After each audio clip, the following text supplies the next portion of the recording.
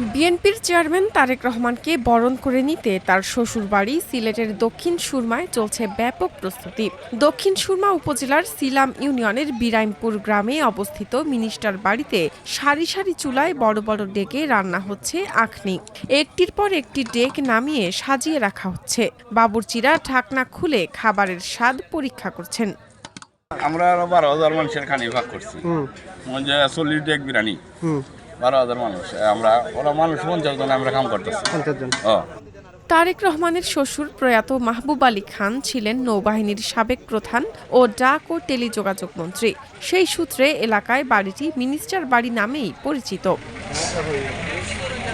21 জানুয়ারি রাতে সিলেটে যাবেন তারেক রহমান। তিনি প্রথমে হযরত শাহজালাল ও হযরত শাহপরানের মাজার জিয়ারত করবেন। এরপর তিনি স্ত্রী ডাক্তার জুবাইদা রহমানের পৈতৃক বাড়ি বিরাইমপুর গ্রামে যাবেন। সেখানে জুবাইদা রহমানের পরিবারের প্রয়াত সদস্যদের কবর জিয়ারত করবেন তিনি। যেহেতু আমার দুলাভাই মানে একজন বিএনপি চেয়ারপারসন, তারপরে ভবিষ্যৎ ওনার উপর অনেক কিছু ইনশাল্লাহ, তো সেই হিসাবে দেখতে পাচ্ছি সিলেটের দক্ষিণ সুরমা ছিলাম পুরো অনেক খুশিতে আমেজে, মানে বোঝা যাচ্ছে যে একটা ঈদ উৎসব। ওনার পরিবারের পক্ষ থেকে এই আয়োজন করেছেন আরও আপ্যায়ন মানুষের জন্য।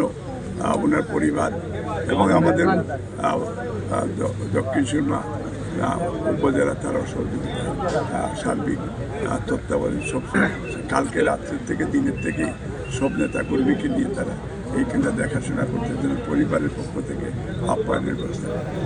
সিলেটে প্রয়াত প্রধানমন্ত্রী খালেদা জিয়া ও জুবাইদা রহমানের পরিবারের প্রয়াত সদস্যদের স্মরণে মিলাদ মাহফিল অনুষ্ঠিত হবে।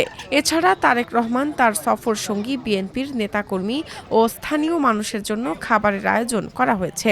এ উপলক্ষে প্রায় 40 ডেক আখনি রান্না করা হচ্ছে।